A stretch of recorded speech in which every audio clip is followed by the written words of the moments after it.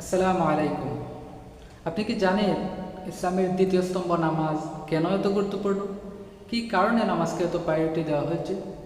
তাছাড়া নামাজ কি পারবে একজন মানুষকে অশ্লীল অনর্থক কাজ থেকে বিরত রাখতে? এই সকল কমন প্রশ্নের উত্তর থাকছে আজকের এই ভিডিওতে।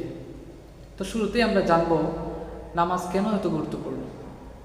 এ প্রসঙ্গে আল্লাহ তাআলা মহাগ্রন্থ আল কুরআনের 18 নম্বর পারা সূরাতুল মুমিনুনের 1 নম্বর আয়াতে ইরশাদ করেন, ক্বাদ আফলাহাল মুমিনুন, ওই সকল মুমিনেরা সফল হয়ে গেছে, আল্লাযীনা হুম ফিস সালাতিহিম খাশিউন, যারা নিজেদের নামাজের মধ্যে বিনয়ী হয়ে গেছে।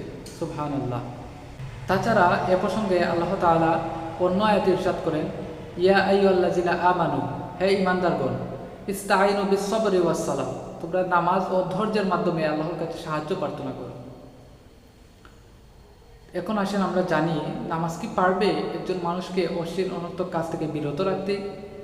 এ সম্পর্কে আল্লাহ তাআলা মহাগ্রন্থ আল কুরআনের 21 নম্বর পারা সূরাতুল আনকাবুতের 45 নম্বর আয়াতে ইরশাদ করেন, আকিমুস সালাহ, তোমরা নামাজ কায়েম করো, ইন্নাস সালাতা তানহা আনিল ফাহশাই ওয়াল মুনকার, নিঃসন্দেহে নামাজ তোমাদের অশ্লীল অনর্থক সকল প্রকার মন্দ কাজ থেকে বিরত রাখবে।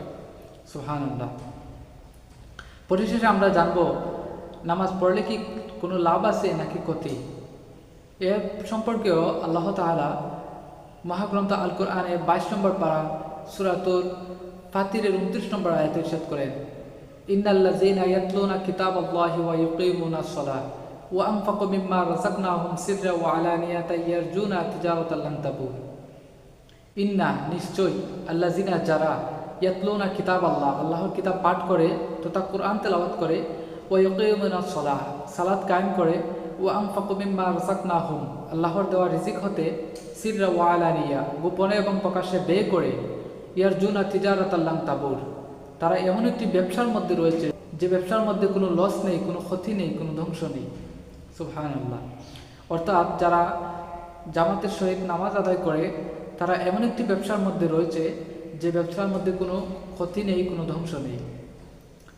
তাই আমাদের প্রত্যেকের উচিত 5 ওয়াক্ত নামাজ জামাতের সহিত আদায় করা এবং আল্লাহকে ভয় করা। ধন্যবাদ সবাইকে।